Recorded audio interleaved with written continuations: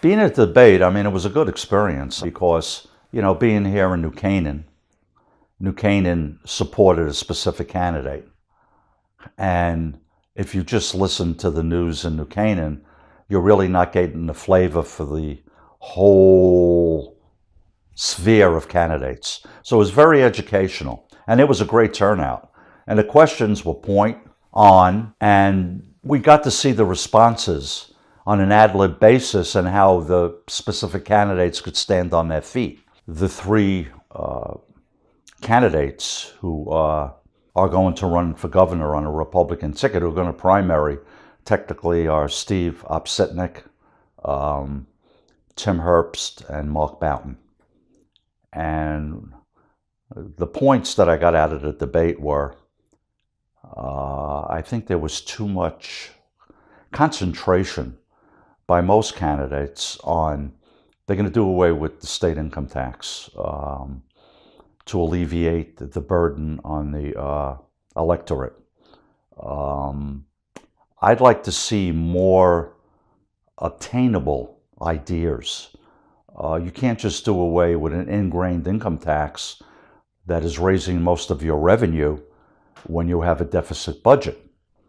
Because by getting rid of the income tax from day one, or even progressively over 5 years, your deficit's going to get bigger without spending cuts. So what I'd really like to see at this juncture from those three candidates are specific cost-cutting ideas. It's easy to say, I know there's a problem, I know I have to address it. But I think before there's an election, we really need to know, how are you going to address it? Because it's tough. You're going to get a lot of resistance from the unions. Don't forget that the Speaker of the Connecticut House is a part-time job, and the person who has that position, his full-time position, is president of the largest union in the state of Connecticut. Well, how are you going to crack that?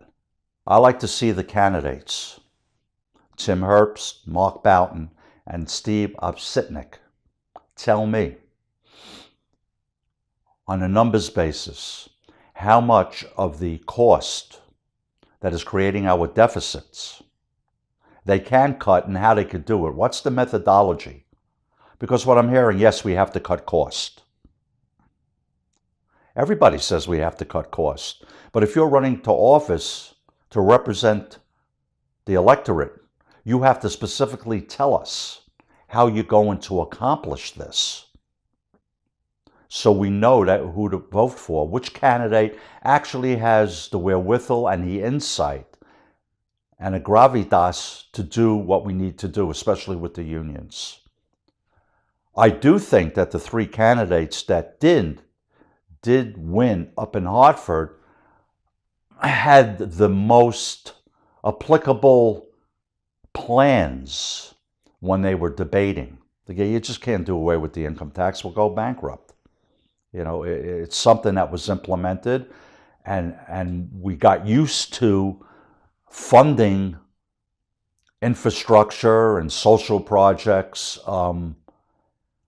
with those monies. So you just can't take it away. I'd like to hear from all three candidates before the primary in August, specifically how they're going to attract business into the state and create jobs. One comment that I would have for people who are going to a vote in November: we need a financially conservative, fiscal conservative candidate to be elected to the governorship in the state of Connecticut.